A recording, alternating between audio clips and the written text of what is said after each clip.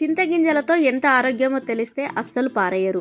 మనం చింతపండును వాడుకొని చింతగింజలను పడేస్తూ ఉంటాం. అయితే చింతగింజలలోనూ మన ఆరోగ్యానికి దోహదం చేసే అనేక ప్రయోజనాలు ఉంటాయన్న విషయం మనలో చాలామందికి తెలియదు.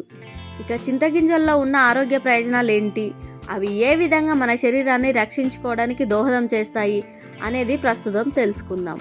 చింతగింజలను నానబెట్టి ఆ నీటిని తాగడం వల్ల రక్తంలో చక్కెర స్థాయిలు సహజంగా తగ్గుతాయి. చింతగింజలను కాల్చి పొడి చేసి ఆ పొడితో దంతాలు తోముకుంటే చిగుళ్లకు దంతాలకు మంచిది. చింతగింజల పొడిని నీటిలో కలిపి పేస్టులా తయారు చేసుకొని పళ్ళు తోముకుంటుంటే మంచి ప్రయోజనం ఉంటుంది. చింతగింజల పొడిని తీసుకోవడం వల్ల అజీర్ణాన్ని నయం చేయవచ్చు.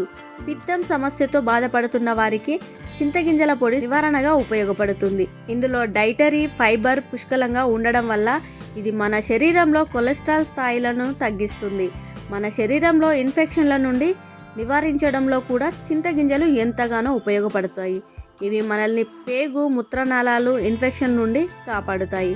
రక్తపోటు మోకాళ్ళ నొప్పులే కాదు, లైంగిక సామర్థ్యానికి చింతగింజల్లో పొటాషియం ఉండడం వల్ల ఇది బీపీని నియంత్రిస్తుంది. అధిక రక్తపోటు, హృదయ సంబంధిత వ్యాధులతో బాధపడుతున్న వారికి చింతగింజలతో మేలు జరుగుతుంది. ఇక చింతగింజల పొడిని తీసుకోవడం వల్ల మోకాళ్ళ నొప్పుల నుండి ఉపశమనం లభిస్తుంది.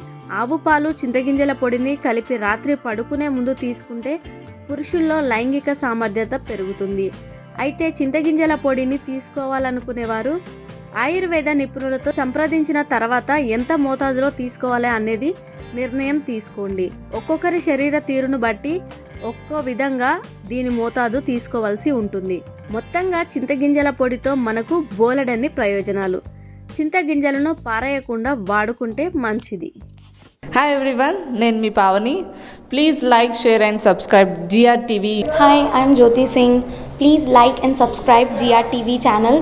అందరికీ నమస్కారం. నా పేరు Sambit. Please like and subscribe GRTV. Thank you.